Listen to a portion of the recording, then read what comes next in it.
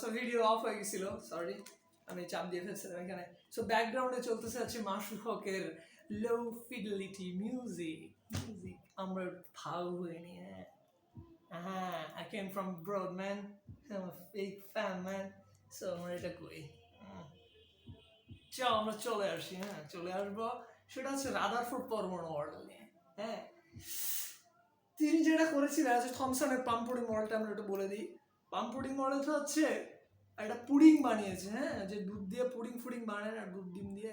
So এই এই যে Thomson, J Thomson, by the way J থমসনের ছেলেও কিন্তু একজন বিশাল বড় সায়েন্টিস্ট ছিল, আমরা ফিজিক্সের একটা পড়বো। হ্যাঁ, যেহেতু থমসন হচ্ছে ওই পুডিংয়ের ভিতরে যে কিসমিসগুলো থাকে, ওই পুডিংকে তিনি পরমাণু ধরেন এবং ওই কিসমিসগুলোকে তিনি ইলেকট্রন হিসেবে ধরেন। এটা ছিল পাম পুডিং মডেল। তারপরে হচ্ছে ওখানে ওই টাইমের ভিতরে চলে আসে রেডিয়াম এবং ইউরেনিয়াম থেকে স্বতঃস্ফূর্ত বা স্পন্টেনিয়াসভাবে আলফা কণা বিকিরিত হতে থাকে। ও আইসি। আচ্ছা, আলফা কণার গতি কিন্তু ব্যাপক, খুব ফোর্স, প্রায় আলোর বেগের কাছাকাছি আসে। সো এটার রেঞ্জ হচ্ছে 1 × 10⁷ থেকে 2.5 × 10⁷ পর্যন্ত। সো আলফা কণায় কি থাকতেছে আমরা একটু বলে মনে রাখবো এটা, ঠিক আছে? একদম ট্রিকি, এটা আগে হয়তো কেউ বলে এইভাবে বলছে কিনা আমি জানি না, বাট এটাই কিন্তু ঠিক যে হিলিয়াম থেকে আমি 2টা ইলেকট্রনকে সরিয়ে নিচ্ছি, বাইরে থেকে এনার্জি দিয়ে সরিয়ে নিচ্ছি, সেখানে থাকতেছে মাত্র 2টা পজিটিভ চার্জ, ঠিক আছে? সো এটা আমরা একটু মাথায় খেয়াল রাখবো, এটা থেকে আমাদের অনেক কিছু বের হয়ে আসবে। সো রাদারফোর্ড যেটা করেন সেটা আলফা কণা নিয়ে পরীক্ষা করেন এবং 0.004 যেটা বললাম সেন্টিমিটার গোল্ড প্লেট ইউজ করেন, আর জিঙ্ক সালফাইড পদ্মাটা ইউজ করেন। সেটা হচ্ছে অনুপ্রবাহ সৃষ্টিকারী, এখানে লেখা আমি বলছি এটা।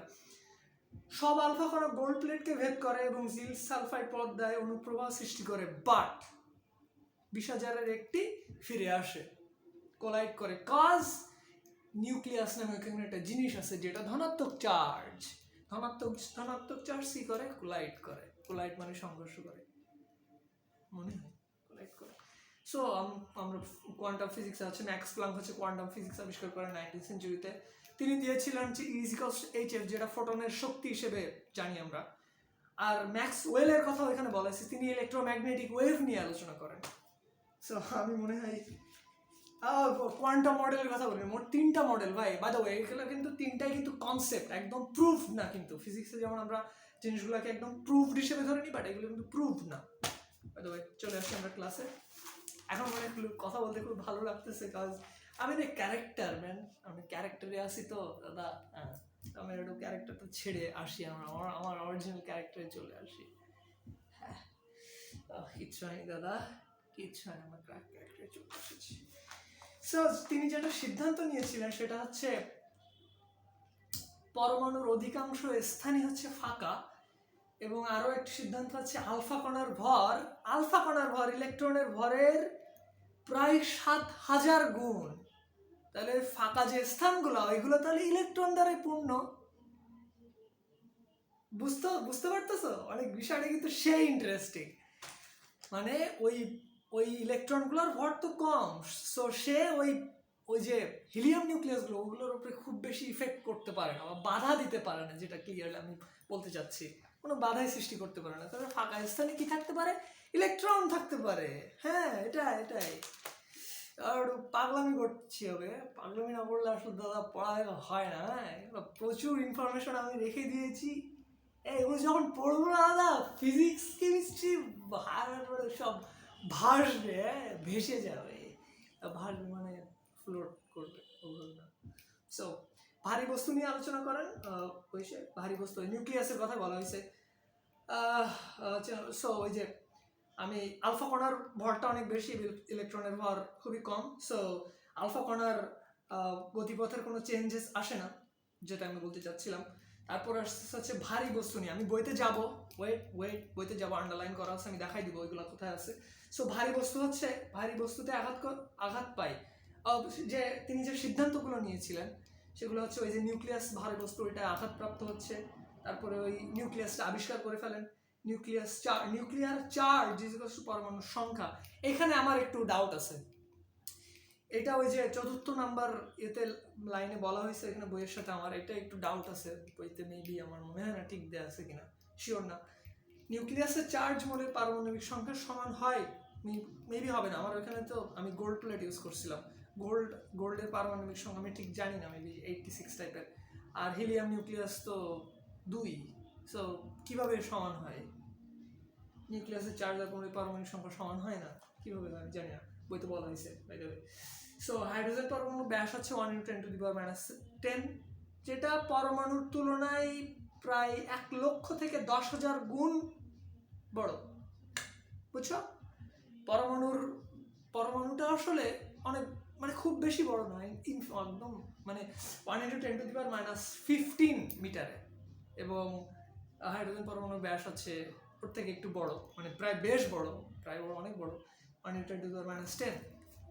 তারপরে আসবো হচ্ছে মেইন কথায় আমরা আসবো, নিউক্লিয়াস পরমাণু সমস্ত চার্জ কেন্দ্রীভূত, মানে রাদারফোর্ড পরমাণু মডেল মেইন যে কথাগুলো বলে সেগুলো বলতেছি। নিউক্লিয়াসের পরমাণু সমস্ত ধনাত্মক চার্জ কেন্দ্রীভূত থাকে, চার্জ নিরপেক্ষ, এবং তিনি যেটা বলেছিলেন চার্জ নিরপেক্ষ কেন চার্জ নিরপেক্ষ? ইলেকট্রন, যতগুলাই ইলেকট্রন থাকে ঠিক ততগুলাই প্রোটন থাকে, হ্যাঁ, কেন্দ্রে প্রোটন থাকতেছে আর তার চারপাশে যে ইলেকট্রন থাকতেছে একে অপরকে কাউন্টার ব্যালেন্স করে দিচ্ছে। তারপরে আরো একটা কথা, যে সোলার মডেলের কথা তিনি বলেন, তিনি কতটা বোকা ছিলেন, তিনি এই জিনিসটাকে মানে এই পরমাণু এবং নিউক্লিয়াসের বিষয়টাকে তিনি সোলারের সাথে কম্পেয়ার করেন। আমি হলেও হয়তো করতাম, বাট এখন আমার তাকে পচাই, আমি একটু থাক হয়ে নিই। হ্যাঁ, বেটা পাগল ছিল, পাগল ছিল রাদারফোর্ড, আরে বড় পাগল ছিল বেটা। এরা তিনটে যারাই বানাইছে, আমার একদম লেটেস্ট যেটা, ওটাও আমার বিশ্বাস হয় না ভাই। এরা তিনজনই পাগল ছিল। এরা কি একজন আর একজনের ল্যাবে আবার কাজ করতো, বোর হচ্ছে রাদারফোর্ডের ল্যাবে কাজ করতো। হ্যাঁ, তো রাদারফোর্ড যে বানানির ফলেই একটু আগায় যায় কেমিস্ট্রি, হয়তো 10% আগায়, আর বোর এসে আরো একটু আগায় দেয়। তারপরে কোয়ান্টাম ফিজিক্স চলে আসে, তো কোয়ান্টাম ফিজিক্স তখনও ছিল, বাট রাদারফোর্ড ইউজ করেনি, বোকা ছিল, বোকা সোডা ছিল, বোকা সোডা ছিল। তো সোলার মডেল নিয়ে আমরা বলবো, সোলার মডেল ছিল হচ্ছে রাদারফোর্ড মডেলটা। সো কিভাবে আসলে চার্জ নিরপেক্ষ হলো আমরা আরো বলবো এখানে। আরো কিছু এক্সটার্নাল ইনফরমেশন যেগুলো কেউ দেয় না, বইতে আছে বিভিন্ন জায়গায়। আমি এই ইনফরমেশনগুলো কিন্তু অনেকগুলো বই থেকে বিভিন্ন জায়গা থেকে কাট সার্ট করে যতটুকু সম্ভব প্রিসাইজ যতটুকু ইনফরমেশন দেওয়া যায়, বিকজ আমার প্রিভিয়াস ক্লাসগুলো আমি রেস্ট্রিকশন দিয়ে দিছি due to experiment. Because of experiment this videos are suggested by Tawfiq Kabir. আমি হচ্ছে সেই তৌফিক কবির, ওনার অফ এই চ্যানেল, যদিও ছোটোখাটো একটা চ্যানেল, আপনাদের চ্যানেল। আমাদের ক্লাস 3-4টা ভিউ আর খুবই অল্প সাবস্ক্রাইবার আছে। সো চলে আসি হচ্ছে সীমাবদ্ধতা নিয়ে কথা বলি। তিনি কেন্দ্রে যে নিউক্লিয়াসটা থাকে এবং তার চারপাশে যে ইলেকট্রন থাকে, তাদের ভিতরকার স্থির বৈদ্যুতিক স্ট্যাটিক ইলেকট্রিসিটি ক্রিয়া করে, সেটা হচ্ছে আকর্ষণ বল, এবং কক্ষপথে আবর্তনশীল ইলেকট্রনগুলোর বিকর্ষণ বল, বিকজ সেম চার্জ বিকর্ষণ করে।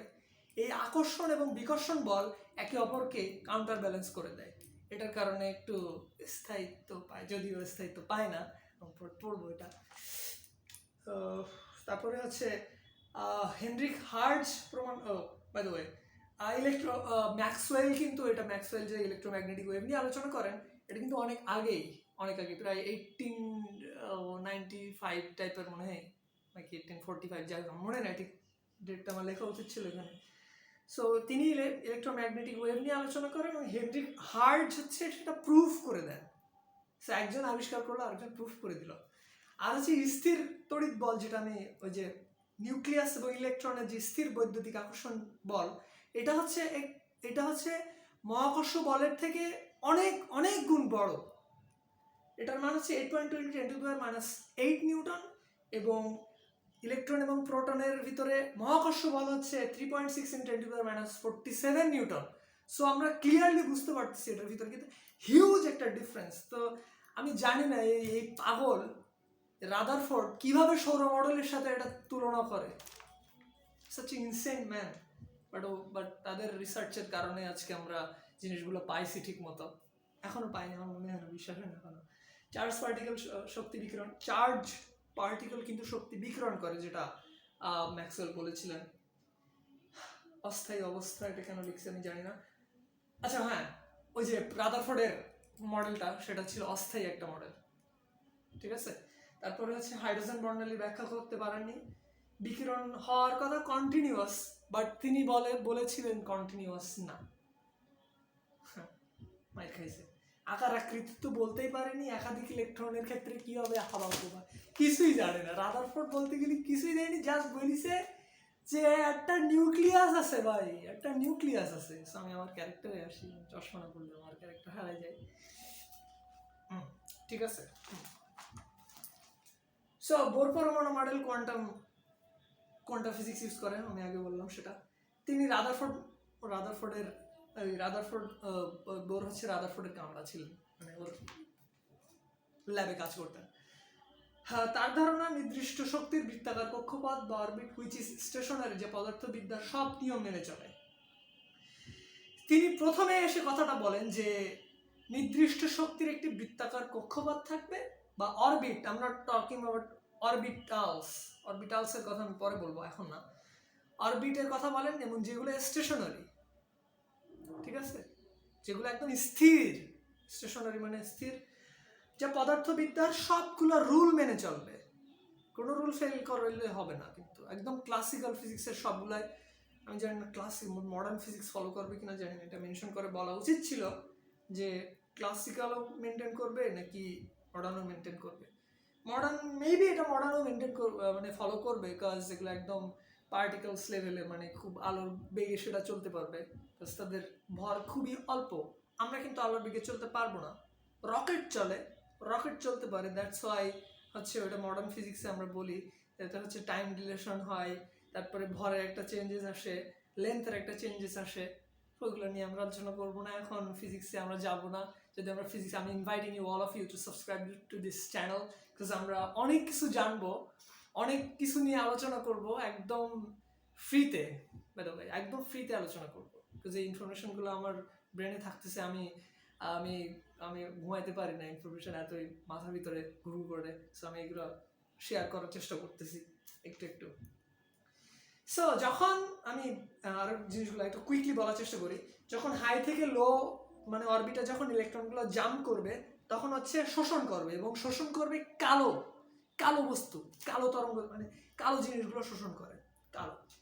আর যখন হাই থেকে লোতে চলে আসে তখন শক্তি বিকিরণ করে, এবং এইটাই হচ্ছে বর্ণালী, যেটা বলি রে টাইপের জিনিস।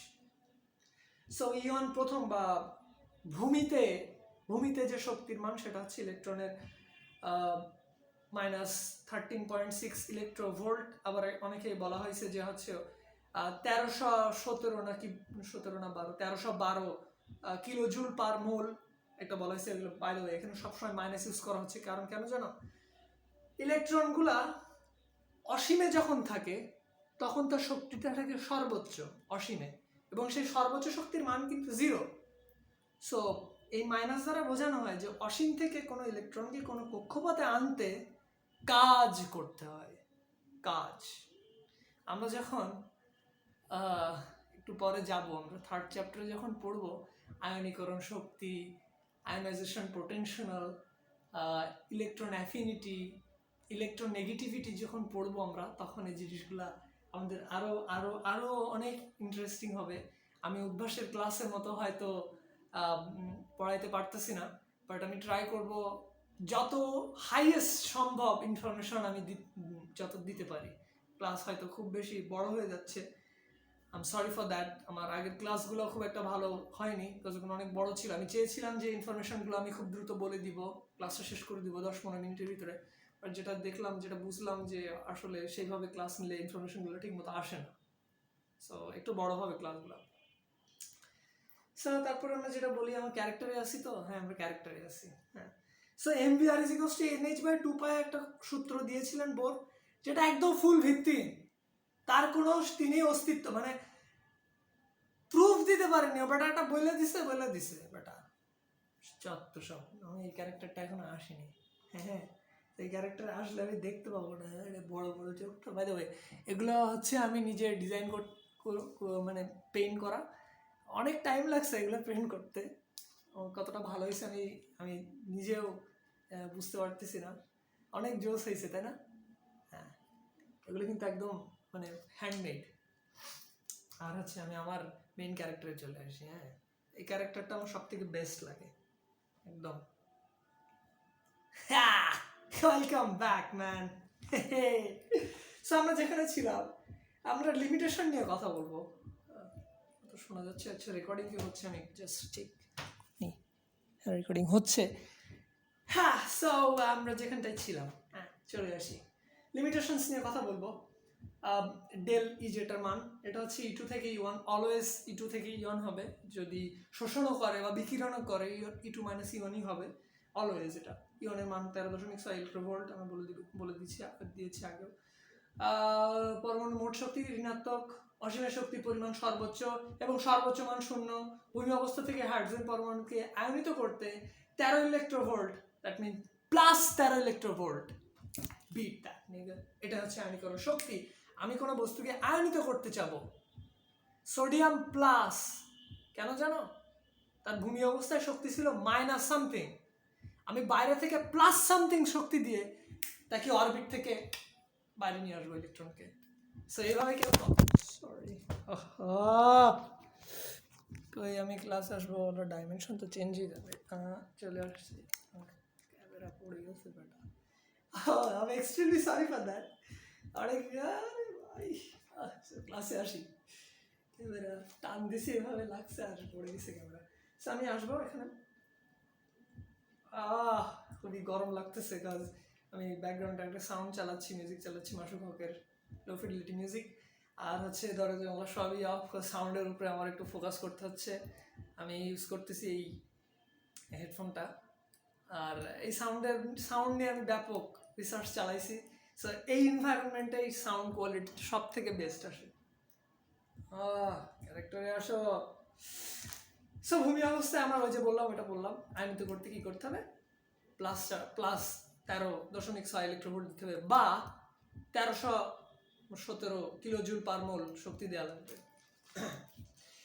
সো তার লিমিটেশনস নিয়ে আমরা একটু আলোচনা করি। এখানে লিমিটেশনস নিয়ে আলোচনা করতে গেলে আমাদের থাগ লাইফে যাওয়া লাগবে।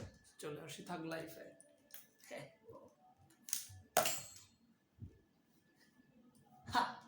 সো ওয়েলকাম ব্যাক, আমরা থাগ।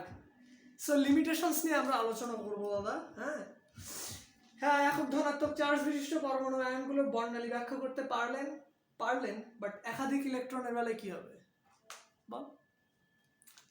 রাদারফোর্ড যে বললো যে হাইড্রোজেন পরমাণু মডেলের বেলায় বর্ণালী সৃষ্টি হবে, একাধিক ইলেকট্রনের বেলায় কিভাবে সৃষ্টি হবে? কিভাবে হবে? তারপরে হচ্ছে একটি বর্ণালী রেখা সৃষ্টি হওয়ার কথা ছিল, বাট স্পেকট্রোস্কোপি দ্বারা একাধিক সূক্ষ্ম বর্ণালী পাওয়া গেল। এবার দ্বিতীয় কট, এখানে দ্বিতীয় কটটা খেয়েছে। তাতে এভাবে প্রুভ হয়ে যাচ্ছে কতটা বোকা ছিলেন তিনি। বোকা ছিলেন না, লিমিটেশনস কিন্তু ভুল না, কিন্তু এগুলো লিমিটেশনসও কিন্তু অনেক অনেক রেসপেক্ট করা হয় লিমিটেশনস দিতে পারলেও। তারপরে আমরা আসবো হচ্ছে, কোথায় ছিলাম? আসলো না। আচ্ছা, রাদারফোর্ড মডেল ছিল হচ্ছে 2D, 3D ছিল না। আচ্ছা, তারপরে হচ্ছে আমরা একটু দ্রুত যাই। ইলেকট্রনকে কণা হিসেবে গণ্য করেছিলেন, তাহলে তো অবস্থান এবং ভরবেগ। আচ্ছা, আমি ওই যে আমরা একটু বলি ওই জিনিসটা, হাইজেনবার্গের অনিশ্চয়তা জিনিসটা সবাই মানে কি পড়েছো ফিজিক্সে? আমরা হয়তো কেউ পড়েছি কিনা আমি জানি না, বাট আমি পড়েছি। আমি কেয়ার করি জিনিসগুলো, ভালো লাগে পড়তে। হ্যাঁ, সো অবস্থান এবং ভরবেগের একটা বিষয় আছে, আমি কেমিস্ট্রিতে বলবো, এটা জিনিস নিয়ে আলোচনা করব। কোনো পরমাণুর অবস্থান এবং ভরবেগ একই সাথে নির্ণয় করা যায় না, কজ একটা ইলেকট্রনের দুইটা ধর্ম আছে, কণাধর্ম এবং তরঙ্গ ধর্ম। ওয়েভ পার্টিকেল ডুয়ালিটি, যেটা বলেছিলেন হচ্ছে ডি ব্রগলি, খুবই রেসপেক্টেড একজন মানুষ। আমি যদি তিনি বেঁচে থাকতেন এখনো, আমি হয়তো তার পা ধুয়ে আসতাম, সে তো কোনো দেশে যদি থাকতাম।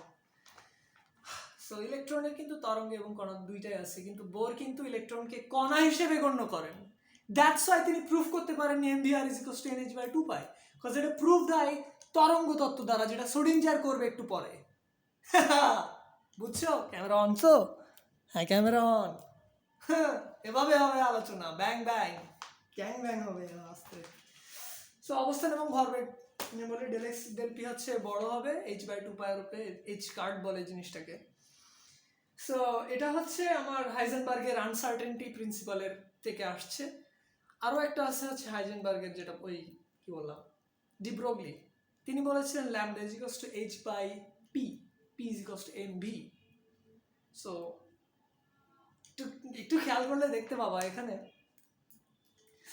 ডি ব্রগলি যেটা বলতে যাচ্ছেন, ল্যামডা থাকে কার, তরঙ্গের থাকে তরঙ্গ দৈর্ঘ্য, এবং lambda is equals to H by, H হচ্ছে Planck constant, H by P, আবার পি ইজ ইকুয়ালস টু কি এম ভি। তাহলে একটা তরঙ্গ দৈর্ঘ্য আমি পাচ্ছি, আবার একটা ভরও পাচ্ছি।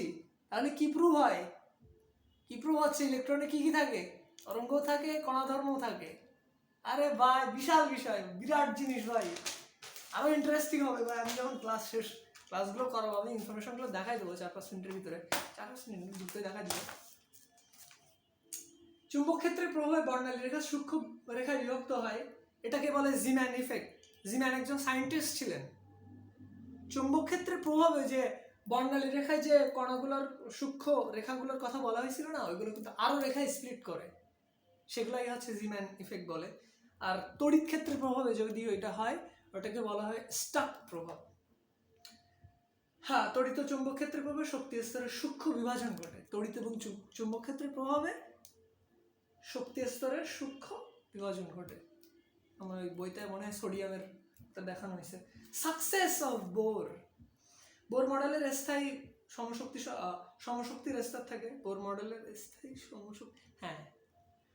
স্থায়ী সমশক্তির অরবিটাল থাকে, মানে ওই অরবিটালের প্রত্যেকটা স্থানে শক্তিটা সমান থাকবে। চশমাটা পরে হাইড্রোজেন বর্ণালী ব্যাখ্যা করতে পারেন, হাইড্রোজেনের প্রথম অরবিটালের ব্যাসার্ধ নির্ণয় করতে পারেন, আবর্তনশীল ইলেকট্রনের শক্তির পরিমাণ নির্ণয় করতে পারেন, যেটা এইচ ল্যামডা এবং রিডবার্গ ধ্রুবকের সাথে একটা সম্পর্ক আছে। কিভাবে আছে আমি বলবো।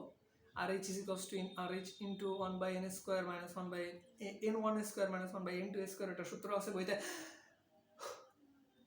কম্পেয়ার করবো আমরা এবার।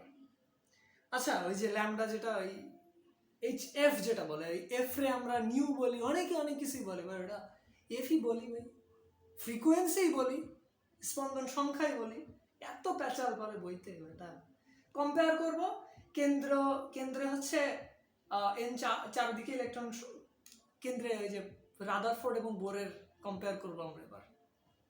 কেন্দ্রে নিউক্লিয়াস থাকে এবং তার চারপাশে ইলেকট্রন থাকে। চশমাটা পরে আমি বারবার খুঁজছি কেন এটা। সো কেন্দ্রে থেকে হচ্ছে নিউক্লিয়াস এবং তার চারপাশে থেকে ইলেকট্রন ঘুরতেছে। সৌরজগতের সাথে তুলনা করেন, একদম বললাম না। কক্ষপথের আকার মিসিং, কক্ষপথের আকার তো তিনি বলতে পারেননি রাদারফোর্ড। তারপরে কেন্দ্রমুখী এবং কেন্দ্র বিমুখী বল, ধনাত্মক নিউক্লিয়াসের ধনাত্মক চার্জ এবং ইলেকট্রনের ঋণাত্মক চার্জ, কেন্দ্রমুখী সেন্ট্রিফিউগাল ফোর্স এবং ইলেকট্রনের বিকর্ষণ বল সেন্ট্রিপিটাল ফোর্স একে অপরকে কি করে দেয়, কাউন্টার ব্যালেন্স করে দেয়। শক্তি শোষণ হলে ব্ল্যাক বর্ণ হয় এবং শক্তির বিকিরণ হলে উজ্জ্বল বর্ণ সৃষ্টি হয়। আর হচ্ছে বোর যে মডেলটা বলেন, সেটা হচ্ছে কোয়ান্টাম ফিজিক্স রিলেটেড, স্থায়ী আবর্তনশীল সমশক্তির অরবিটালের কথা আমি আগেও বলছি এটা। তো আমাদের ক্লাস প্রায় শেষ। Lyman Balmer Paschen Brackett Pfund, Lyman হচ্ছে ইউভি, বামার হচ্ছে ভিস বা ভিজিবল লাইট, প্যাশন হচ্ছে আইআর, এবং ব্র্যাকেট ফোনস কি মাইক্রো আর রেডিও, আমি এটা শিওর না, আমি মনে হয় এই দুইটা, আমি শিওর না, বাই দ্য ওয়ে আমি কিন্তু বলি না এটা শিওর। প্রথমে হচ্ছে আমরা একটু তরঙ্গ দৈর্ঘ্য নিয়ে আলোচনা করি। প্রথমে হচ্ছে অ্যাস্ট্রোনমিক্যাল রেগুলা, এগুলো হচ্ছে 0.0005 ন্যানোমিটার রেঞ্জের ভিতরে, এ থেকে শুরু হয়। আমি শুরুর রেঞ্জগুলো বলে দিচ্ছি, বিকজ লাস্টে যেটাই থামবে সেটা হচ্ছে তার শেষ রেঞ্জ। সো 0.0005 হচ্ছে আমার অ্যাস্ট্রোনমিক্যাল রেগুলা। তারপর হচ্ছে গামা রে। আচ্ছা, বাই দ্য ওয়ে এগুলো হচ্ছে ল্যামডা বা তরঙ্গ দৈর্ঘ্য, যার তরঙ্গ দৈর্ঘ্য মান কম, তার ফ্রিকোয়েন্সিটা সব থেকে বেশি। আমরা তাহলে কি বুঝলাম, অ্যাস্ট্রোনমিক্যাল যে রেগুলা, ওগুলার ফ্রিকোয়েন্সি কিন্তু অনেক অনেক অনেক হাই। বাট আমরা যেগুলো রেডিও ওয়েভ, যেগুলো আমরা এই যে টেলিকমিউনিকেশন ওয়েভ যেগুলো ইউজ করি, এগুলোর ফ্রিকোয়েন্সি খুব একটা না, সেগুলো খুব একটা হার্মফুল না। হ্যাঁ, বুঝছো বুঝছো মানে বুঝছো, আমি তো ক্যারেক্টারটা চেঞ্জ করে চলে আসি। মজা হচ্ছে না, মজা হচ্ছে না, চলে আসি। বাদে আমি আগে ক্লিপ ইউজ করতাম, আমার ক্লিপ ইউজ করায় আমি কপিরাইট ক্লেম খাচ্ছিলাম।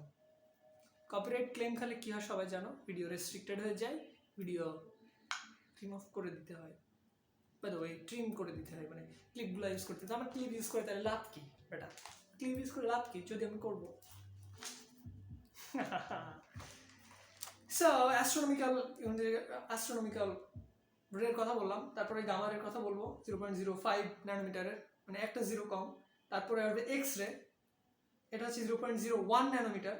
তারপরে আসবে ইউভি 10 ন্যানোমিটার, আসতেছি কিন্তু আমরা আলোর দিকে আসতেছি। তারপরে আসবে ভিজিবল লাইট 380 থেকে 780 ন্যানোমিটারের ভিতরে। তারপরে আসবে হচ্ছে আমার ইনফ্রারেড রে, এখানে আবার অনেকগুলো ভাগ আছে, মিডিল এয়ার, ফার এয়ার আছে।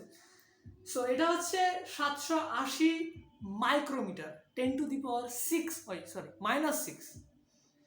তারপরে হচ্ছে মাইক্রো গেল, তারপরে রেডিও, এটা হচ্ছে সব থেকে বেশি, 100 সেন্টিমিটার থেকে 1 কিলোমিটার বা 100 কিলোমিটার মেবি এর রেঞ্জের ভিতরে হতে পারে। সো রেডিওর হচ্ছে তরঙ্গ দৈর্ঘ্যটা সব থেকে বেশি। এটা ছিল না আমার এর ভিতরে, তো বলে দিলাম। তো শ্রোডিঞ্জারের ওয়েভ ইকুয়েশন নিয়ে এবার আমরা কথা বলবো, যেটার কথা আমরা একদম দাদা, শ্রোডিঞ্জারের ইকুয়েশন, এটা নিয়ে অনেকে অনেক কিছুই, আমি ইউটিউবে মেবি এই বিষয়টা নিয়ে কেউ খুব বেশি একটা আলোচনা করে না, বাট এটা হচ্ছে আমাদের মানে লেটেস্ট মডেলটা, যেটা আইসে মেবি 1924 থেকে 1927 এর ভিতরে, এবং এটাই চলতেছে। 4th মডেল কবে আসবে আমি জানি না, মেবি আমি আবিষ্কার করে ফেলবো, না ভাই সিরিয়াসলি নিও না। সো সেকেন্ডারি হচ্ছে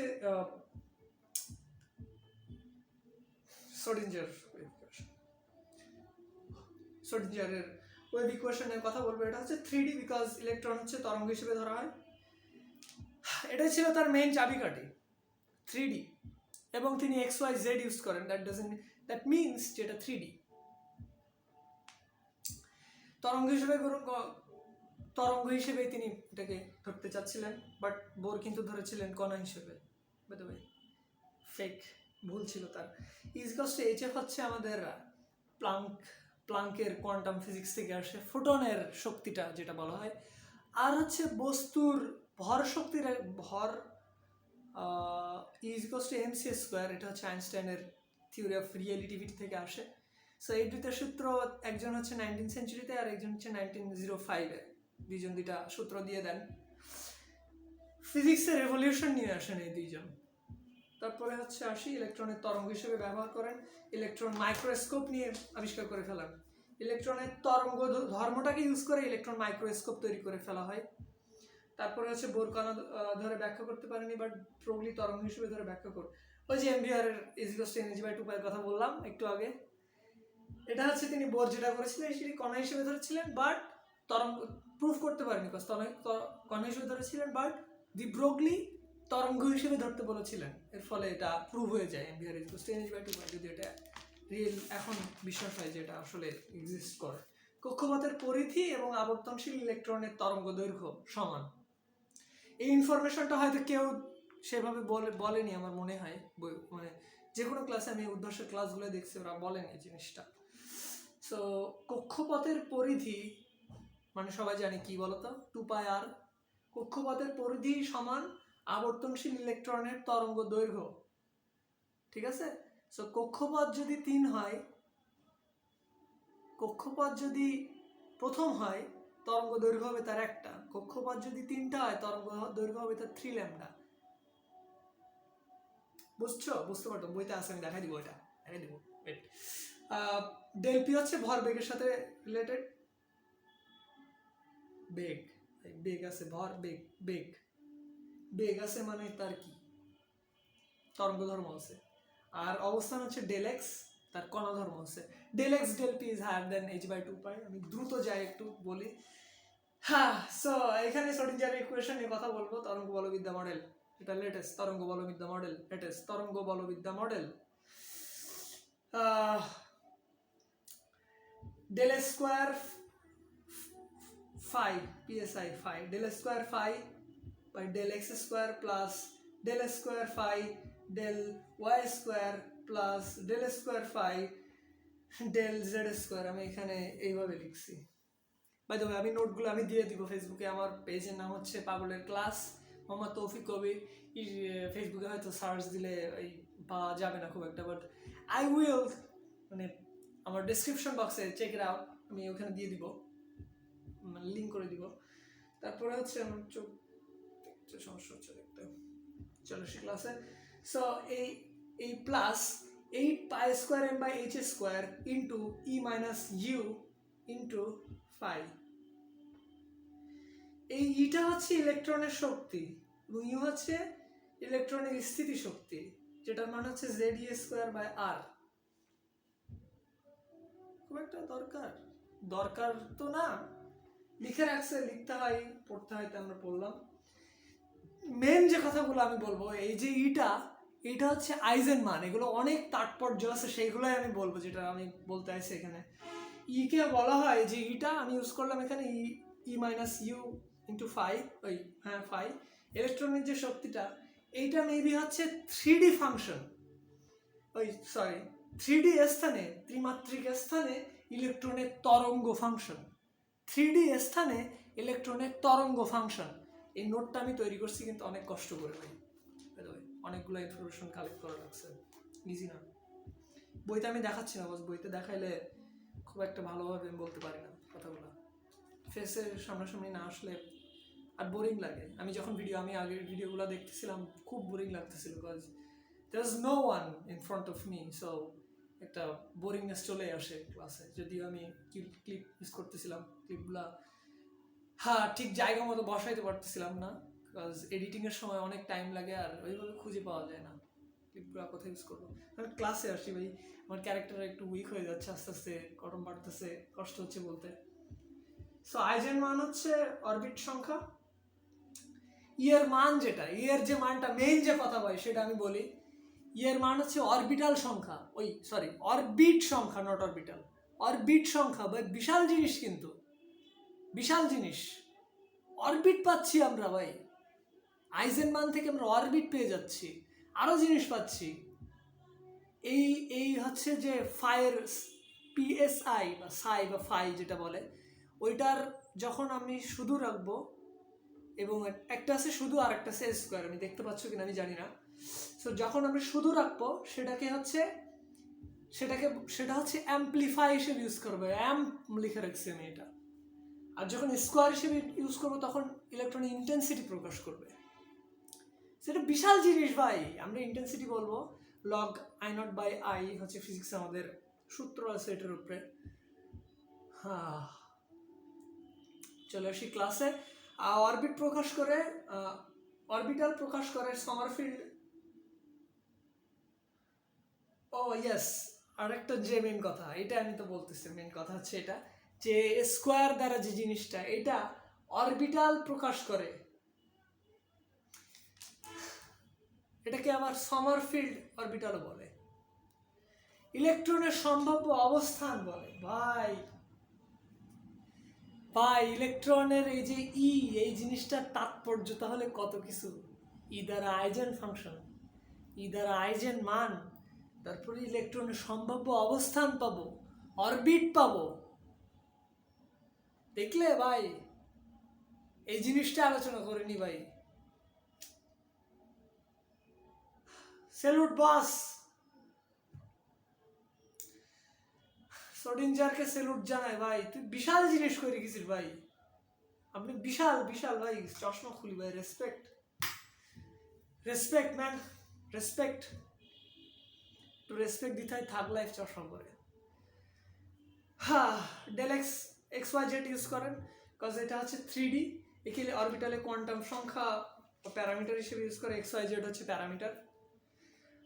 অরবিটালের কোয়ান্টাম সংখ্যা বলা হয়, এক্স ওয়াই জেডকে অরবিটালের কোয়ান্টাম সংখ্যা বলা হয়, অরবিটাল না কিন্তু অরবিটালের। আমি এগুলো পড়ছি একটু, অনেক বেশ 8-9 ঘন্টা হয়ে গেছে, তো ইতিমধ্যে ভোলা শুরু করে দিছি, অনেক ধোয়াশা। অরবিটালের কোয়ান্টাম সংখ্যা বলা হয় হচ্ছে এক্স ওয়াই জেডকে, অরবিটাল কোয়ান্টাম সংখ্যা আমরা আসবো, এক্ষুনি আসবো দাদা, এই ক্লাসটা শেষ করে দিয়ে আসবো। সো অরবিটাল হচ্ছে 2 প্রকার। অরবিটাল হচ্ছে অরবিটালের সাইজ, অরবিটালের শেপ, 3D ওরিয়েন্টেশন, এটা হচ্ছে মেইন তিনটা জিনিস। এটা আমরা অরবিট সম্পর্কে বলতেছি। অরবিটের সাইজ আছে, সাইজ যেটা হচ্ছে প্রিন্সিপাল। আমি কথা ক্লাস এখন আর হচ্ছে না, আমি টায়ার্ড হয়ে গেছি, প্রায় 30 মিনিট ধরে কথা বলতেছি। ক্লাসটা শেষ করে তাই যাই।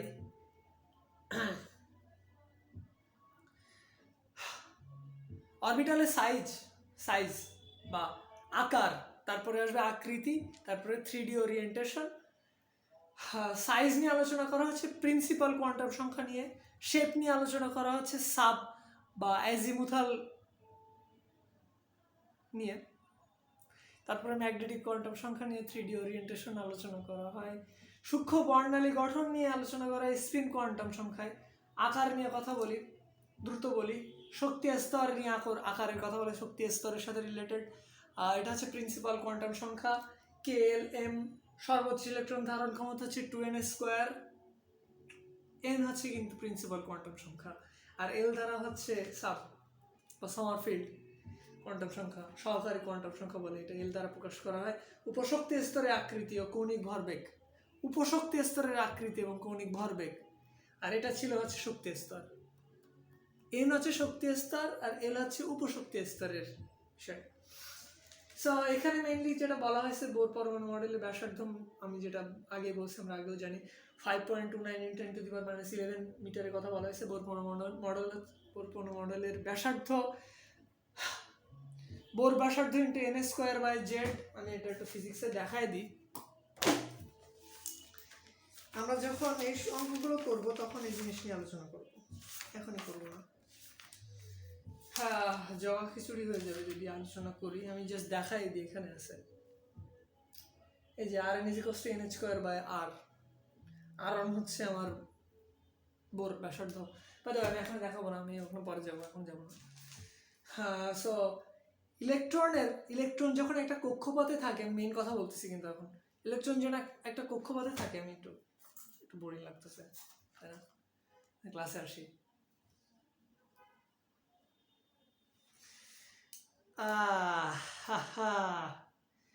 So guys, let's get back to the video, man. So electron যখন কোনো কক্ষপথে থাকে দাদা, হ্যাঁ, তো তার বিশেষ বিশেষ কিছু জিনিস থাকে। এক, তার ব্যাসার্ধ থাকবে, ব্যাস থাকবে, এবং ইলেকট্রনের কিন্তু একটা শক্তি থাকবে। সেই শক্তিটার মান হচ্ছে 2.18 × 10⁻18 জুল বা -13.6 ইলেকট্রোভোল্ট। অলওয়েজ মাইনাস আগে। n হচ্ছে নির্দিষ্ট সমশক্তির অরবিটালে থাকা অবস্থায় ইলেকট্রনের শক্তি বা নিউক্লিয়াস থেকে দূরত্ব বোঝায়। n হচ্ছে নির্দিষ্ট সমশক্তির অরবিটে থাকা অবস্থায়, নির্দিষ্ট অরবিটে থাকা অবস্থায় ইলেকট্রনের শক্তি এবং ইলেকট্রন থেকে নিউক্লিয়াস থেকে ইলেকট্রনের দূরত্ব। বিট ভাই, এই কথা আমার মনে হয় না কেউ বলছে। এন দ্বারা কি বোঝানো হচ্ছে? এটাই বোঝানো হচ্ছে ইলেকট্রনের শক্তি এবং নিউক্লিয়াস থেকে ইলেকট্রনের দূরত্ব কত, এটা দ্বারা এন বোঝানো হয়। ক্যারেক্টার পরে আসি, আমি ক্লাস শেষ করি আগে। সহকারী কোয়ান্টাম সংখ্যা বা সমারফিল্ড কোয়ান্টাম সংখ্যা বলা হয়। উপশক্তি স্তরে আকৃতি এবং কৌণিক ভরবেগ নিয়ে আলোচনা করা হয়। উপশক্তি স্তরের আকৃতি, নট আকার না, কিন্তু আকার হচ্ছে এটা প্রিন্সিপাল কোয়ান্টাম সংখ্যা। আকৃতি নিয়ে আলোচনা করা হয় এবং কৌণিক ভর নিয়ে আলোচনা করা হয়। SPDF, এস দ্বারা হচ্ছে শার্প, পি দ্বারা হচ্ছে প্রিন্সিপাল, ডি দ্বারা ডিফিউজড, আর হচ্ছে এফ দিয়ে ফান্ডামেন্টাল। প্রায় শেষ, এইটুকু বাকি আর এইটুকু বাকি। ক্লাস আমরা দ্রুত শেষ করবো। আমি আবার আসবো ক্লাস নিতে। আমি ইউটিউবে আরও 2টা ক্লাস আমি আপলোড দিছি। ক্লাসগুলোয় বেশ কিছু ভিউ আইছে, 8-9টা ভিউ আইছে, যদিও খুব বেশি না। আমি খুব এক্সাইটেড, আমি খুবই মানে নতুন একটা মানে দ্যাট সেই ইয়েটা আইছে যে ক্লাসটা নেওয়া উচিত মেবি। আমি সেই থেকে ক্লাসও নিচ্ছি। আমি expecting someone to support, so subscribe to my channel. আমি ওইভাবে আলাদাভাবে বলতেছি না, সাবস্ক্রাইব করো আমার চ্যানেলটা। বাই দ্য ওয়ে, আমি আজকে থেকে মেবি ইন্ট্রো এবং আউট্রো দিব না আমার এতে, বিকজ এটা এডিট করতে অনেক টাইম লাগে। কম্পিউটারে আপলোড করে এডিট করতে অনেক টাইম লাগে। সো আমি ক্লাসে আসি, ইন্ট্রো আউট্রো পরে হবে। হ্যাঁ, আমি যখন মেইন ক্লাসগুলো করাবো, ছোটো ছোটো ক্লাস হবে, এগুলো ইন্ট্রো আউট্রো দিব। হ্যাঁ, সো এসপিডিএফ এর কথা বলি। উপশক্তি স্তর সাব অরবিট। অরবিট হচ্ছে KLMN, অরবিট হচ্ছে KLMN, অরবিটাল হচ্ছে এসপিডিএফ। 1s2 2s2, 1 হচ্ছে আমার সেই প্রিন্সিপাল কোয়ান্টাম সংখ্যা এবং s হচ্ছে তার সাব অরবিট। সাব অরবিটে ইলেকট্রন থাকে, সাব অরবিটে ইলেকট্রন থাকে, মেইনলি সাব অরবিটে ইলেকট্রন থাকে, যদিও এটা ইমাজিনারি। থাকার সম্ভাবনা 90 থেকে 95% থাকবে, এটা আমরা শিওর না। বুঝছো কেমিস্ট্রি কিসের উপরে চলে? কেমিস্ট্রি মেইনলি চলে হচ্ছে ধারণার উপরে, এক্সেপশনের উপরে, মেনে নিতে হয় সব কিছু। চুম্বক কোয়ান্টাম কথার কথা একটু বলি। জিম্যান প্রভাব বলে এটাকে। জিম্যান হচ্ছে এটা মানে আবিষ্কার করেন, জিম্যান বলে। আমার হাত ব্যথা করতেছে, আমি সামনে একটা জিনিস ধরে রাখছি এখানে। অফ ভিডিও কি চলতেছে? তো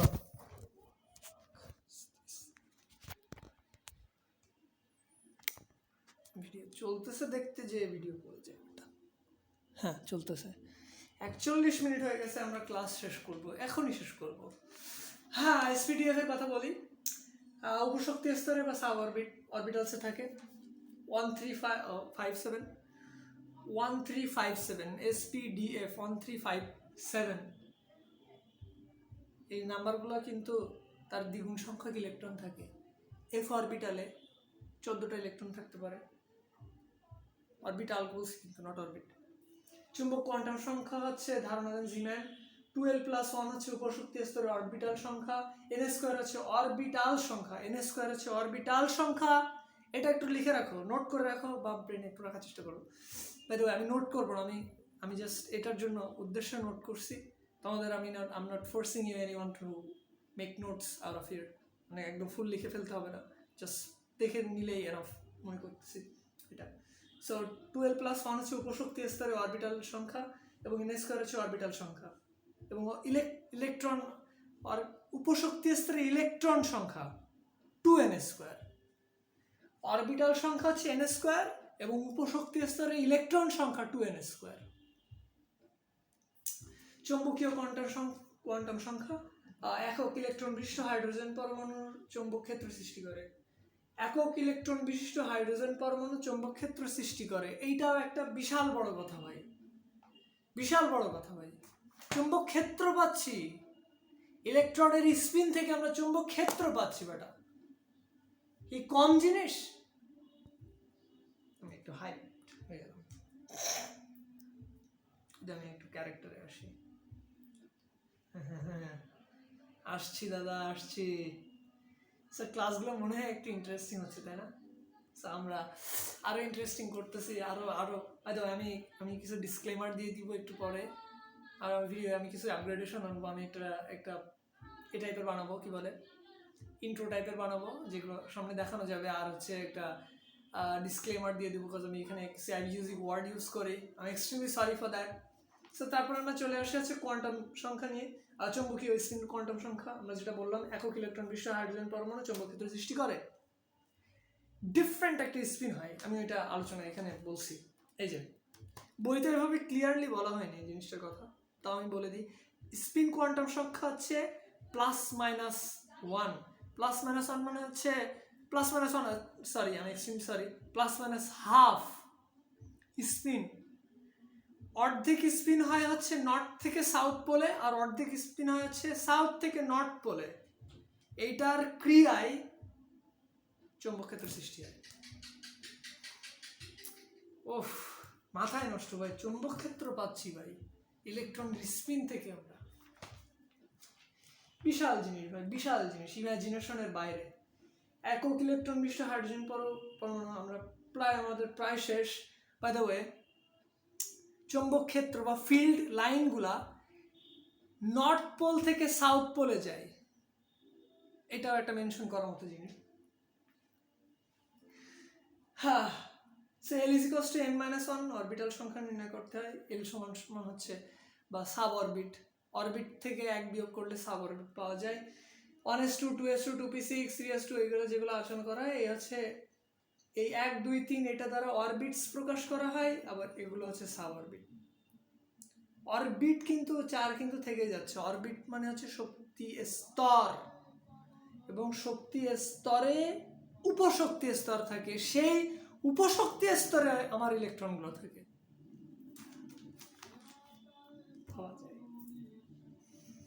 আমার ক্যারেক্টারটাই আসে, আমরা শেষ করে দিব আজকের ক্লাসটা, প্রায় 43 মিনিট হয়ে গেল। ইউমান হচ্ছে -13.12 কিলো জুল পার মোল। এবার একটা কথা আমি বলি, ওই আগে মনে হয় আমি এটা বলছি, -13.12 কিলো জুল মানে কি জানো? বলতেছি ওয়েট ওয়েট ওয়েট, হ্যাঁ বলি এবার, প্লাস 1312 কিলো জুল প্লাস দিলে কক্ষপথ থেকে আমরা ইলেকট্রনকে বের করে আনতে পারবো। ক্লোরিন যদি আমি বলি, ক্লোরিনের মাইনাস থাকে, মাইনাস Cl মাইনাস, এবং সোডিয়াম থেকে সোডিয়াম প্লাস, বাট তার ভূমির স্তরের শক্তি থাকে -13.6 ইলেকট্রনভোল্ট, বাট ক্লোরিনের ভূমির স্তরের শক্তি থাকে হচ্ছে +13.6, যেটা আমার মনে হয়েছে, আমি শিওর না এটা, আমি যাই হোক, আমি অ্যাজিউম করে নিয়েছি, মানে ধরে নিয়েছি, আমি যেটা ফিল করতেছি এখন, আমি মনে করি, মনে প্রাণে বিশ্বাস করি, আমি বিশ্বাস করি, তোমরা বিশ্বাস করবে কিনা আমি জানি না। সো ভূমি স্তরের শক্তি আছে -13.6 বা 1312 কিলোজুল পার মল। সো আমাকে শক্তি দিতে হবে +1317 কিলোজুল পার মল, দিলে ওই ইলেকট্রনকে আমরা মুক্ত করতে পারবো, এবং এটাকেই বলা হয় আয়নাইজেশন এনার্জি। আয়নাইজেশন এনার্জি আমরা পেয়ে গেলাম, এই যে। আর আমরা এই যে কোয়ান্টাম ফিজিক্স আমরা কেন ইউজ করব, তার মেইন রিজন হচ্ছে হাইড্রোজেন পরমাণুর বর্ণালী ব্যাখ্যা করার জন্য কোয়ান্টাম ফিজিক্স ইউজ করা হয়। হাইড্রোজেন পরমাণুর বর্ণালী ব্যাখ্যার জন্য কোয়ান্টাম ফিজিক্স ইউজ করা হয়। And that's the video. Signing out, Tawfiq Kabir. পাগলের ক্লাস এখানে শেষ হচ্ছে। আসসালামু আলাইকুম।